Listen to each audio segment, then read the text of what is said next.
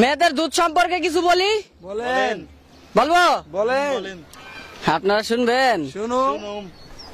আজকে ভাইয়া খেলা হবে। খেলা হবে। খেলা হবে। মেয়েদের সাথে আজকে শর্ট সিরিজ খেলবো, টি20। দেখবো উইকেট ওরা কয়টা মারতে পারে আর আমরা কয়টা 6-4 মারতে পারি।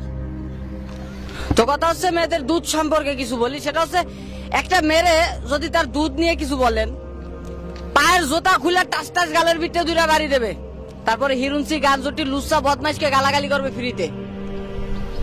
পাশের ফ্ল্যাটের ভাবির ছোট্ট বাচ্চারা যখন আমার কোলে দেয়, কিছুক্ষণ কোলের মধ্যে খেলে, তারপরেই না ভ্যা ভ্যা করে কান্না শুরু করে দেয়। তখন ওর মা এসে আমাকে বলে ওর খিদা লাগছে, দেন একটু দুধ খাওয়াইয়া দিই। তখন নিজের মুখে দুধের কথা বলতে কোনো সমস্যা থাকে না। ঘর ভরা মেহমান, শাশুড়ি ডাকদা বলতেছে বৌমা কই গেলা, আমার পানের বাটাটা একটু দিয়া যাও। তখন বৌমা পাশের রুম থেকে বলে মা এখন আসতে পারবো না, বাবুরও দুধ খাওয়াই। তখনও দুধের কথা বলতে কোনো সমস্যা থাকে না। বাচ্চাকে অসুখ বিসুখ হইলে যখন ডাক্তারের কাছে নিয়ে যায়, ডাক্তার জিজ্ঞেস করে বাচ্চা কি এখনো বুকের দুধ খায়? তখন বাচ্চার মা কয় না এখনো বুকের দুধ খায় না, এখন হরলিক্স খায়। তখনও কোনো সমস্যা থাকে না। আর বিয়ার আগে কোনো পোলা দুধ নিয়ে কিছু বললেই জোতার বাড়ি কে। বিয়ার পরে কি দুধের দাম কমে যায়? বিয়ার আগে জোতার বাড়ি আর বিয়ার পরে নিজের মুখে নিজে ঢোলের বাড়ি। বাহ কি সংস্কৃতি তোমার সুত মারানি। ঠিক। আমাদের দেশে একজন মঠেল আছে, মঠেল, নাম হচ্ছে সানাই মাহবুব। আপনারা চেনেন? বাংলাদেশের সবচাইতে বড় দুধের অধিকারী হচ্ছে সানাই মাহবুব। ঠিক। কয় আমি নিচতলা ভাড়া দিয়ে উপরতলা বানাইছি। আমি নিচতলা ভাড়া দিয়েই তো দুতলা বানাবো। This is the rule. আমিও তো ভাবি তুমি নিচতলা ভাড়া না দিলে তো আর উপরতলা বানাইতে পারো না। এত বড় বড় পারমাণবিক বোমাগুলা তুমি নিচতলা ভাড়া না দিলে তো বানাইতে পারবে না। ঠিক। অনেক খরচ। আমার আগে ছিল 36, এখন হচ্ছে 44। আগে আমার ছিল 36, এখন 44 হয়েছে। সো এটা 8 ইঞ্চি প্লাস হয়েছে। মেয়া বেয়ারে পাইবেন না। ও মাই গড। কয়টা মেয়েদের একটা বিশেষ অঙ্গ, এটা সুন্দর থাকলে মেয়ে সুন্দর। আমার এই অঙ্গটা এত সুন্দর, একটা নারী শরীর সবচেয়ে সুন্দর জিনিস। সো ওই অঙ্গটার এই জন্য আমি অস্ত্রোপচার করিয়েছি। মানে তোমরা তোমাকে ওই পারমাণবিক বোমা বড় বড় বানাই রাস্তাতে এমন এমন করে হাঁটবা, আর পোলারা কিছু কইলে ইফটিজিং না। প্যান তোমরা ছেললে ফ্যাশন আর আমরা ছেললেই দর্শন। ঠিক। তবে শুনে রাখো স্বৈরাচারী মেয়েরা, তোমরা যেভাবে অত্যাচার শুরু করেছো বাংলার পুরুষদের উপরে, তোমাদের বিরুদ্ধে আজ এখন থেকে ভিডিওর মাধ্যমে আমরা সংগ্রাম শুরু করলাম। আমাদের সংগ্রাম চলছে এবং চলবে। বাংলাদেশের প্রত্যেকটা ছেলেদের পক্ষে আমি কথা বলবো। ঠিক। বাংলাদেশের বেশিরভাগ মেয়েদের সতীত্ব নষ্ট হয় স্কুল লাইফে। তারা স্কুল লাইফেই তাদের সতীত্ব নষ্ট করে। ঠিক। আর কলেজ ভার্সিটিতে গেলে তো গাং হয়ে যায়, পুরা ফস ফস করে, কোনো টেস্ট থাকে না। আর বাসর করে স্বামী পায় চিৎকার আর অভিনয়। আর সে যে কি অভিনয়, দাঁত লাগিয়ে যায়, অজ্ঞান হয়ে গেছে। বলদা জামাই চিন্তা করেন তো পুষি করতে পারলাম না, কেমনে কি হয়ে গেল। ঘটনা সত্য, ঠিক, সাক্ষী দুর্বল। একদিন আমার জিএফ আমারে বলে পলিথিন ছাড়া মাংসের টুকরা ফ্রিজে রাখতে দেবো না। আমি তো চলো চিন্তায় পড়ে গেলাম যে পলিথিন ছাড়া মাংসের টুকরা ফ্রিজে ঢুকাইতে দেবে না, কয় কি। তোর আমি জিজ্ঞেস করলাম ব্যাপারটা বুঝি না, আমার একটু বুঝে আঁকাও। কয় বুঝা নাও। তো আরো বেজালে পড়ে গেলাম। তো অনেক গবেষণা করে চিন্তা ভাবনা করে জানতে পারলাম ও শালা এই পলিথিন তো সেই পলিথিন না, এত কন্ডমের কথা কইছে।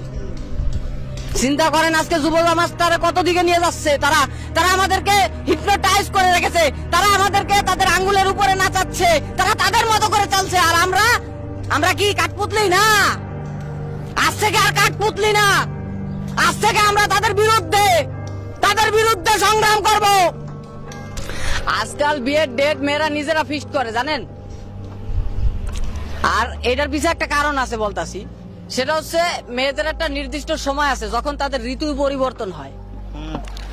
আর ওই ডেট মতো যদি বিয়া ঠিক হয়, তাহলে বাসর ঘরে জামাই বুঝতে পারে না যে বউ কি বিয়ার আগে কারো সাথে পাট খেতে গেছিল কিনা। ঠিক। চিন্তা করেন কিভাবে ছেলেদেরকে ঠকাচ্ছে তারা। কিছু কিছু মেয়েদের ভাব দেখলে মানে শরীরটার ভিতরে বা এই যে মুইরা পিছা, গ্রামে মুইরা পিছা কয়, ওই অনেক পুরানো হয়ে গেলে পিসাটারে মুইরা পিসা কয়, তো ওগো বাপ দেখলে শরীরটার ভিতরে মুইরা পিসা দিয়া পিটায়, একেবারে টাইট ফিট গেঞ্জি বিনা এমন এমন করে আড়ে মুন্ডায় তার পায়ের জুতা খুলে কালে ইচ্ছা মতো পিটায়, একবার দশায় হালাই করিয়া বাট পার।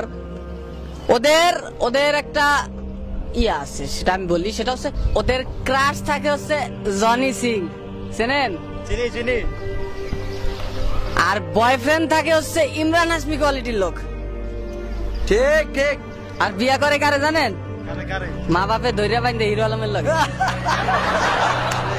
শেষে বাসর ঘরে বই চিন্তা করে, শালা আমার ব্লক লিস্টেও তার সাথে ভালো ভালো পোলা আছিল।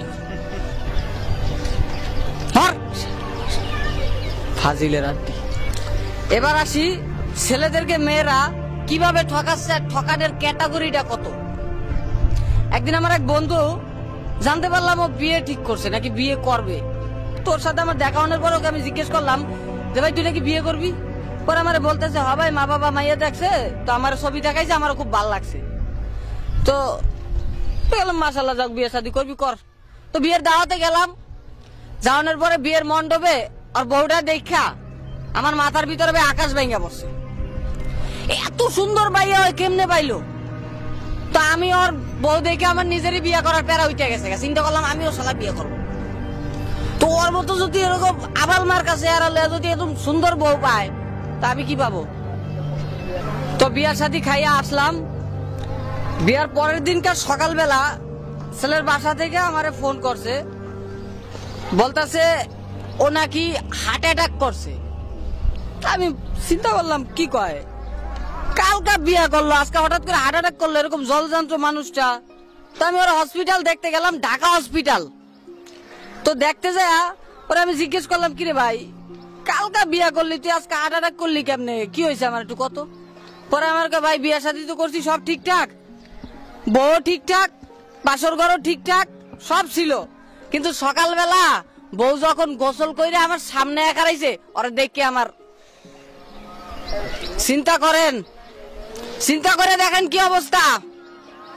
1.5-2 কেজি ময়দা মাইখা ছবি তোলে, তারপরে ক্যান্ডি ক্যামেরা আরো কত কি আছে ওদিকে ছবি তোলে, তখন পেতনিরে পরীর মতো দেয়া যায়। ঠিক ঠিক ঠিক। আর সেইগুলা ছবিগুলা পোস্ট করে কই ফেসবুকে, ইনস্টাগ্রামে, বিভিন্ন জায়গায় পোস্ট করে, আর পোলারা দেখেই পাগল হয়ে যায়। ঠিক ঠিক, যুক্তি আছে কথায়। এমন এমন সব ছবি দেয় ভাই ফেসবুকের মধ্যে, ফেসবুকটার ভিতরে ঢোকলে দেখবেন আরে ছবির বাগান লেগে গেছে। আবার অনেকে আমি আমার নিজের পিক দেই না, কত বড় বাটপার। ওই যে বিলাই মার কাছে ছবি তোলারও যোগ্য না, করবে কি আমি আমার নিজের পিক দেই না। ওরে বাটপার। তবে তোমাদের দিন শেষ, ময়দা মাখা মামুনিরা, তোমাদের দিন শেষ। আজ থেকে আর তোমাদের ওই ময়দা চলবে না। আমরা যারা আছি তারা ওই ময়দার বিপক্ষে সংগ্রাম করব।